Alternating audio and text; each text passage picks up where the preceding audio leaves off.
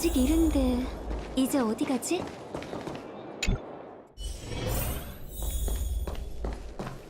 다쳤어? 어디 보자.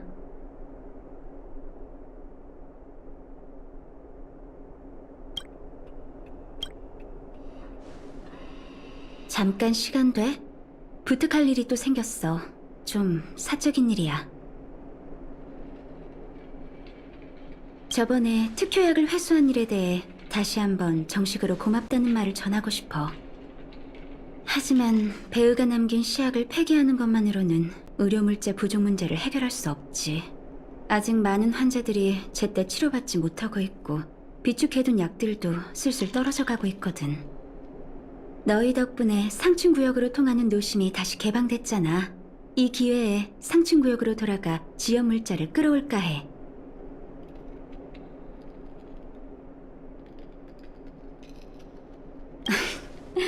언제나 유머러스하구나. 전에 너한테 양부모님과 관련된 일을 말해줬는데 아직 기억해? 노심 통로가 다시 열리고 나서 아이디어가 떠올랐어. 그래서 양부모님의 고택에 편지를 한 통 썼고 삼포가 나 대신 전해줬지. 크게 기대하지는 않았는데 삼포가 진짜 어머니의 답장을 가져올 줄은 몰랐지 뭐야.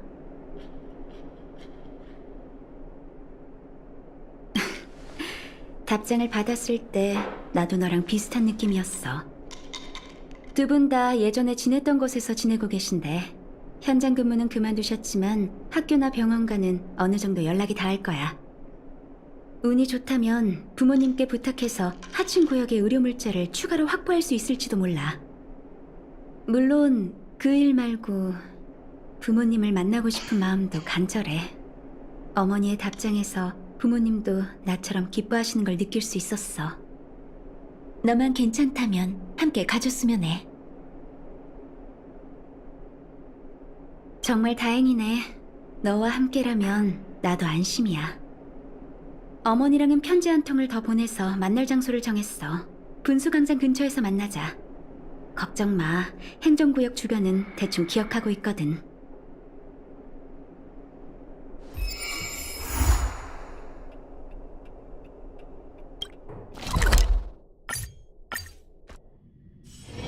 아직 이른데 이제 어디 가지?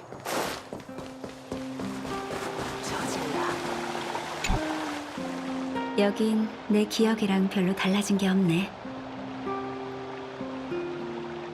아, 왔구나. 미안.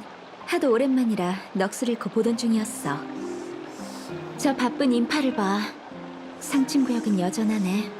마치 아무 일도 없었던 것처럼 말이야. 아직 약속 시간까지 여유가 좀 있어. 그래서 생각해봤는데 선물을 준비하고 싶어.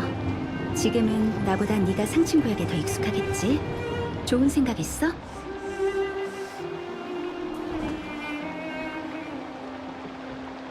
꽃?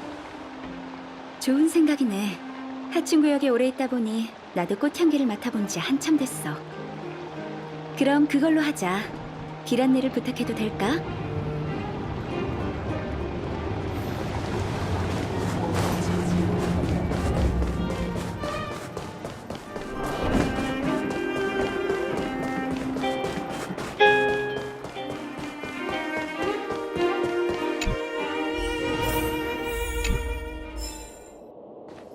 뭘 사야 할까? 에버썸머. 원래 이 꽃집 이름이 이거였나? 어릴 땐 이 이름에 담긴 풍자적인 의미를 몰랐어. 미안, 본의 아니게 이상한 말을 했네. 아마 다른 뜻이 아니라 단순하고 아름다운 소원을 담은 걸 거야. 지금 생각해보면 꽃 선물은 우리 가족한테 참 의미 있는 일이었던 것 같아. 아버지, 어머니, 오빠, 그리고 나까지 기념할 만한 일이 생기면 늘 꽃 선물로 기쁨을 전했지. 꽃과 관련된 이야기를 들어볼래? 결혼 기념일마다 아버지는 어머니한테 붉은색 포장지로 포장한 둥근 모란을 선물하셨어. 둥근 모란의 꽃말은 영원한 사랑이래. 부모님의 결혼 생활을 표현하기에 적합한 말이지. 양아버지는 벨로보그에서 무척 유명한 외과 의사야. 그래서 수술하실 때마다 의학계의 시선이 집중되곤 하지. 늘 엄청난 스트레스를 받고 계셨어. 복잡하고 어려운 수술을 마치실 때마다 나와 어머니는 햇살꽃을 사서 아버지의 가운 앞주머니에 달아주곤 했어. 햇살꽃은 따뜻함, 빛을 향해라는 꽃말을 담고 있어.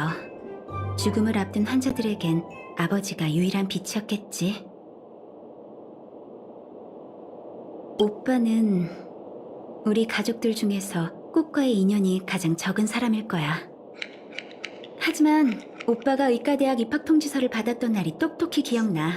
부모님과 날 데리고 꽃집에 가서 가장 비싼 후적 부인을 샀지. 그 꽃을 선물할 때 오빠가 미소 짓는 걸 봤어. 사람을 웃게 하는 게 얼마나 어려운 일인지 아마 상상도 못할걸. 난 태어난 날짜를 전혀 모르고 자랐어. 양부모님은 날 상층구역으로 데려온 후 입양일을 내 생일로 정해주셨지. 매년 그날이면 부모님은 내게 첫눈을 선물해 주셨고 나와 함께한 횟수에 맞춰 꽃을 준비해 주셨어. 나중에야 첫눈에는 아름다운 추억이라는 꽃말이 있다는 걸 알게 됐지. 고맙다는 인사는 아직 못했지만 내게 아름다운 어린 시절을 주신 것에 감사하고 있어.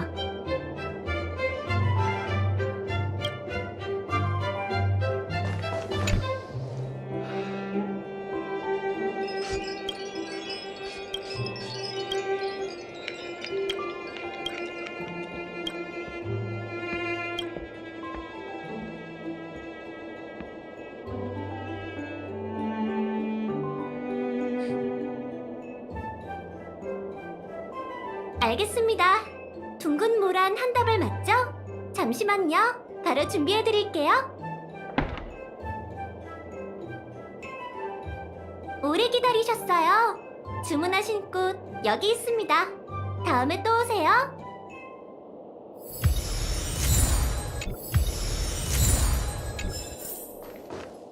다 골랐어? 무슨 꽃을 골랐는지 한번 볼까? 둥근모란. 좋은 선택이야. 아버지는 지금도 결혼 기념일마다 어머니께 꽃 선물을 하시려나. 내 마음에 드는 꽃을 골라줄 줄 알았어. 부모님도 이 꽃을 받으면 분명 기뻐하실 거야. 가자. 약속 시간이 거의 다 됐어. 어른을 기다리게 하면 안 되지.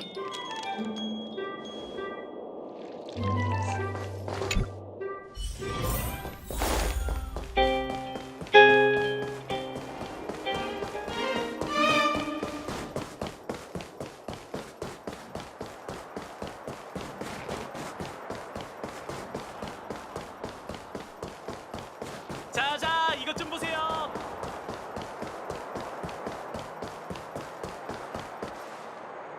어머니,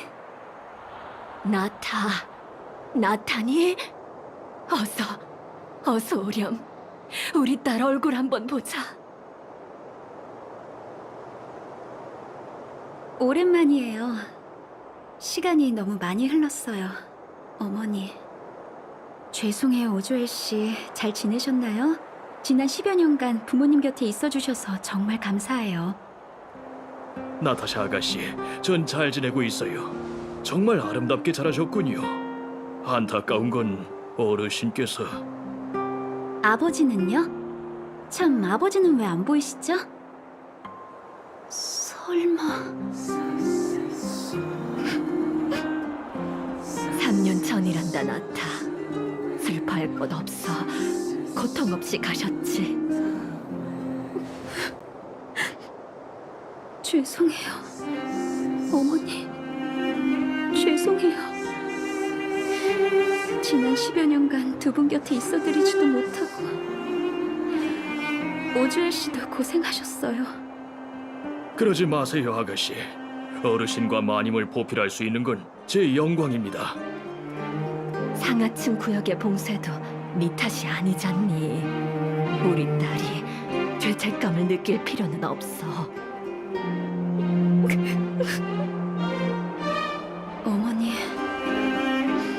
하고 싶은 말은 산더미 같지만 지금은 어머니의 도움이 필요한 더 급한 일이 있어요. 죄송해요. 저도 좀 더 재회의 기쁨을 만끽하고 싶지만 하층 구역에는 아직 제가 돌봐야 하는 사람들이 많아요. 지금도 고통에 몸부림치고 있죠. 그리고 지금 제가 유일하게 도움을 구할 수 있는 분은 어머니세요.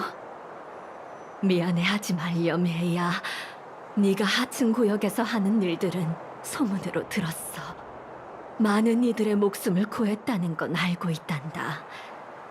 아버지도 분명 자랑스러워 하실 거야. 우리 집안은 의과대학의 발이 넓으니 약품이든 문헌 자료든 문제없이 구할 수 있을 거란다. 의사로서의 본분을 다하렴, 나타. 우리 가족들 일은 아직 시간이 많아.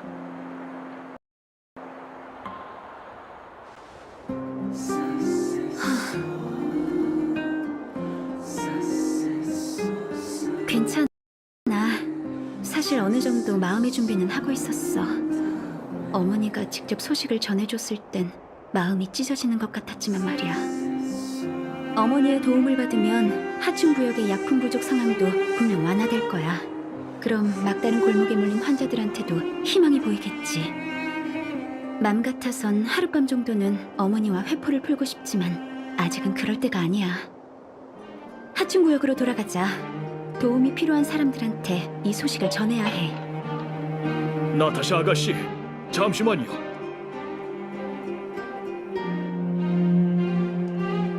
오주열 씨? 어머니와 함께 가신 것 아니셨나요? 어째서... 나타샤 아가씨, 죄송합니다. 사실은 직접 만나 뵙고 긴히 드릴 말씀이 있습니다. 어머니 앞에선 할 수 없는 얘긴가요? 어릴 적처럼 지혜롭고 예리하시네요. 사실 상하층 구역이 봉쇄된 직후 2해간은 배흐 도련님의 서신을 여러 통 받았습니다. 네? 오빠의 편지요? 오주열 씨, 그게 정말인가요? 물론입니다, 아가씨. 제가 도련님의 필체를 못 알아볼 리가 없지 않습니까? 아가씨도 보시면 알 거예요. 사실 도련님의 편지는 다 아가씨께 보낸 편지였습니다. 수치 주소가 하층 구역이었거든요. 하지만 봉쇄령 때문에 서신이 고택으로 반송되었고 제가 편지를 받게 된 거죠. 이해가 잘 안 가요. 편지를 부모님께는 전하지 않으셨나요? 전 죄송합니다, 아가씨. 호기심에 못 이겨 편지 한 통을 열어봤어요. 배흐 도련님은 편지에서 어르신과 마님께는 도련님의 일을 비밀에 붙여달라고 신신당부하셨습니다. 그래서 아가씨께서 상층 구역으로 돌아오는 날에 전해드리려고 편지를 안전한 장소에 숨겼습니다. 전 나타샤 아가씨, 제 선택이 옳은 건지 아닌지는 아직도 모르겠습니다. 다만 전 어르신과 마님께서 그리움에 시달리지 않길 바랬을 뿐이죠. 편지를 가지고 오셨나요, 오주열 씨? 편지를 보고 싶어요. 물론이죠. 물론입니다. 여기 아가씨라면 분명 알아볼 수 있을 겁니다. 이건 도련님의 필체가 분명해요.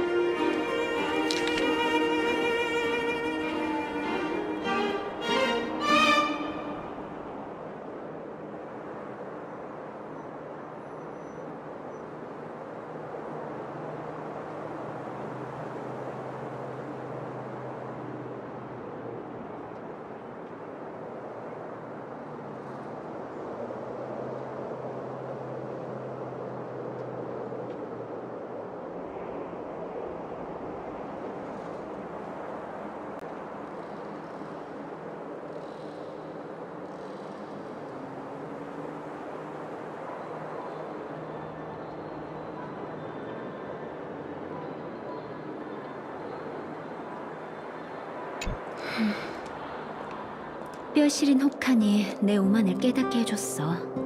온실에서만 자란 아이가 혹한을 쫓는 마법을 알아낼 수 있겠어?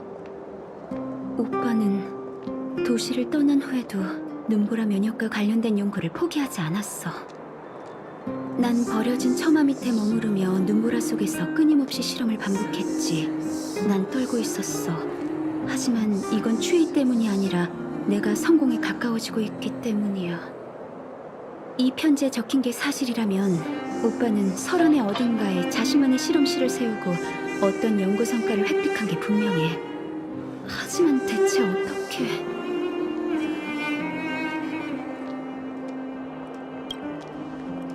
편지에서까지 거짓말을 할 이유는 없잖아. 물론 오빠가 이 편지를 쓸 땐 이미 완전히 미쳤을 가능성도 배제할 순 없지만 도시 밖을 나가서 오빠가 남긴 연구 성과를 찾아보고 싶어. 같이 갈래? 도시 밖으로요? 나타샤 아가씨, 그건 너무 위험해요. 알고 있어요, 오주엘 씨. 하지만 제 옆엔 하춘 구역을 구한 영웅이 있고 그가 날 지켜줄 거예요. 맞지? 오빠, 설마 몇 년이 흐른 지금도 그 눈보라 속에... 아니야, 혼잣말이야. 가자, 과거의 그림자를 쫓을 때가 왔어.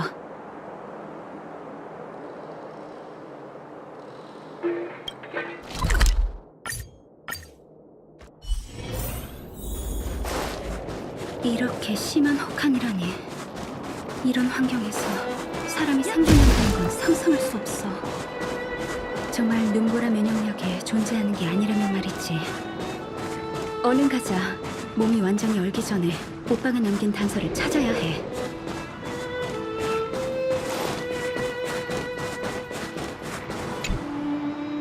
봐, 실험기기처럼 생긴 물건이 있어. 오빠가 남긴 걸지도 몰라. 하지만 폐기된 시험관, 플라스크랑 용기들 뿐이네. 시약 샘플은 하나도 남아있지 않아. 실험 결과를 기록한 노트도 안 보이고.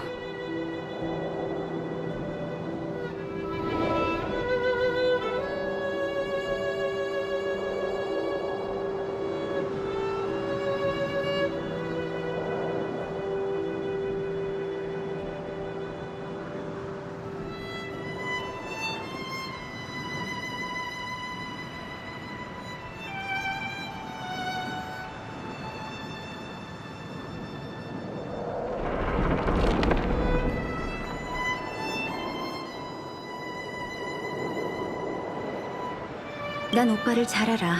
오빠는 의학 실험을 할 때 무서울 정도로 엄격하지. 아무리 열악한 환경에서도 실험 결과만큼은 절대로 빠뜨리지 않았을 거야. 설원의 깊은 곳을 탐사하고 싶은데 좀 더 버틸 수 있겠어? 온도가 점점 낮아지고 있어. 하지만 여기서 그만두고 싶진 않아.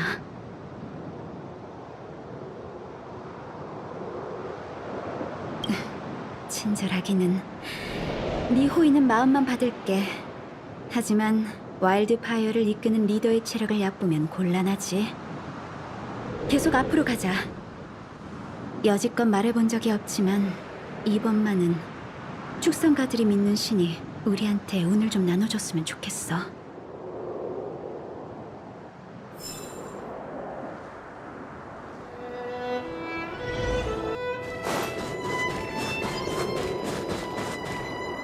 시민? 성벽 밖에? 어이, 너희 둘 거기서!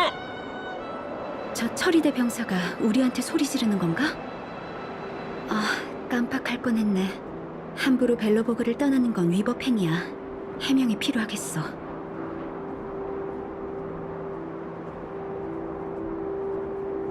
간절한 것 같긴 한데 그런 말을 믿긴 좀... 대장, 이 의사의 목걸이를 보시죠. 진짜일지도 모릅니다. 뭐? 저건 배우 선생님과 같은... 오빠랑 같은 목걸이를 늘 하고 다니긴 하지만 왜 그러시죠? 혹시 베으라는 의사를 알고 있나요? 정말 배우 선생님의 동생이십니까? 그분은 우리 형제들의 은인이십니다. 은인이요? 네, 보시다시피 성 밖을 순찰하는 처리대는 모두 목숨을 걸고 근무 중이죠. 떠도는 괴물은 둘째치고 해마다 이 혹한 때문에 순직하는 형제들도 한두 명이 아닙니다. 다행히 그 의사 선생님이 방한약을 남기셔서 안심하고 설원에서 주둔하며 순찰할 수 있게 됐지만요. 얼음 조각이 될까봐 걱정할 필요도 없습니다. 방한약, 눈보라 면역.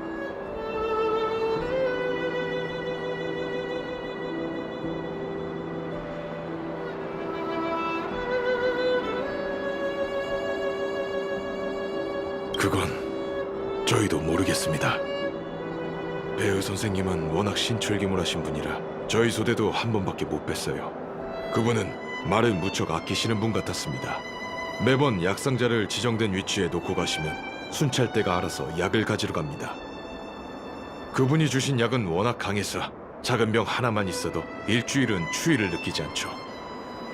그러고 보니 배우 선생님을 마지막으로 만났다는 사람도 2, 3년쯤 됐으려나. 무사하길 바라야죠. 오빠는 정말 설원해서 실험을 성공시켰군요. 그럼 당신들은요? 이 약의 부작용 같은 건 없나요? 부작용이요? 전혀 못 느꼈습니다. 굳이 불편한 점을 꼽자면 약효가 완전히 떨어지기 전까진 도시에 들어갈 수 없다는 것 정도. 온몸이 뜨거워서 도시에 들어가면 땀범벅이 되지 말입니다.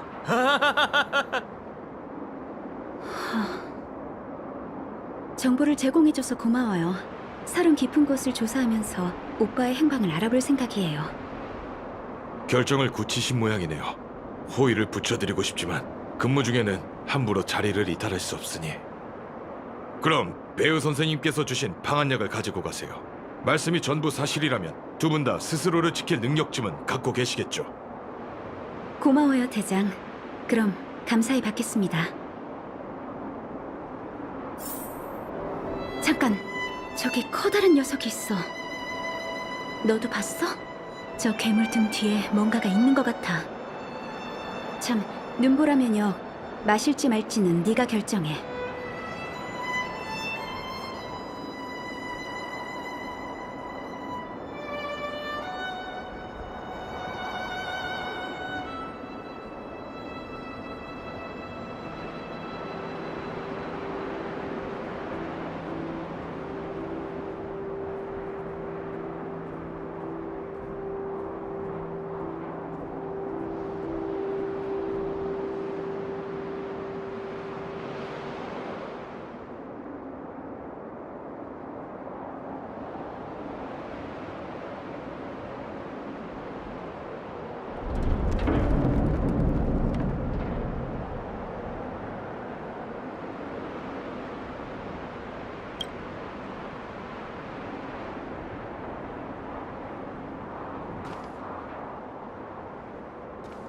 난 준비됐어. 네 뒤는 걱정 말고 의사인 나한테 맡기라고.